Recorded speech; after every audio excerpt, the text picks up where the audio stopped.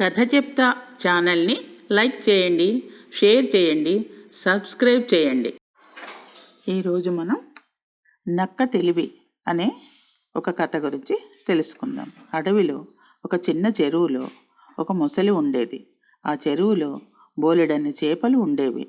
వాటిని తింటూ ఆ మొసలి అక్కడే ఉంటోంది. అది ఉన్నది అనే భయానికి అక్కడికి ఏ జంతువులు వచ్చేవి కావు. ఆ చెరువు దగ్గరలోనే ఒక పీత కూడా ఉంటోంది.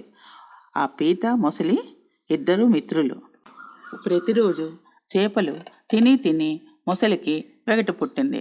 అందుచేత ఏదైనా ఉపాయం చెప్పి తనకు వేరే ఆహారం ఏదైనా దొరికేటట్లు చూడమని మొసలి పీతతో చెప్పింది. పీత బాగా ఆలోచించి దానికి ఒక సలహా చెప్పింది.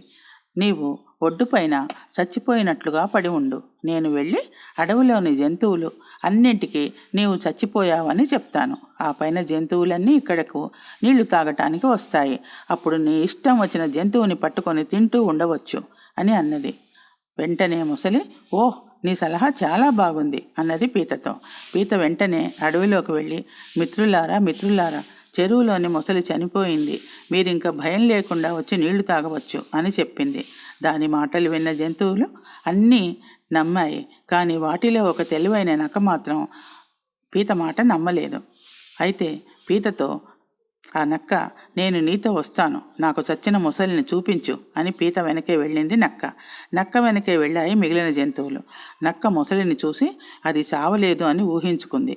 కూడా వచ్చిన జంతువులతో ఇలా అన్నది, మిత్రులారా, మొసలి చనిపోయింది అని మీరు అనుకుంటున్నారా? లేదు, మొసలి చనిపోలేదు, బతికే ఉంది. మీరు చనిపోయిందంటే నమ్మకండి. మొసలి తోకను చూడండి ఒకసారి. ఎందుకంటే మొసలి తోకను కదపటం లేదు కదా. తోక కదుపుతున్నట్లు మీలో ఒక్కరికైనా కనపడుతోందా? చూడండి, నాకు ఒక గుడ్లగూబ ఏమని చెప్పిందంటే, చనిపోయిన మొసలి తోక కదులుతూ ఉంటుందట అని నక్క గట్టిగా అరుస్తూ మిగిలిన జంతువులకు చెప్పింది. తెలివిలేని ఆ మొసలి నక్క మాటలు విన్న వెంటనే తోక కదల్చటం మొదలుపెట్టింది.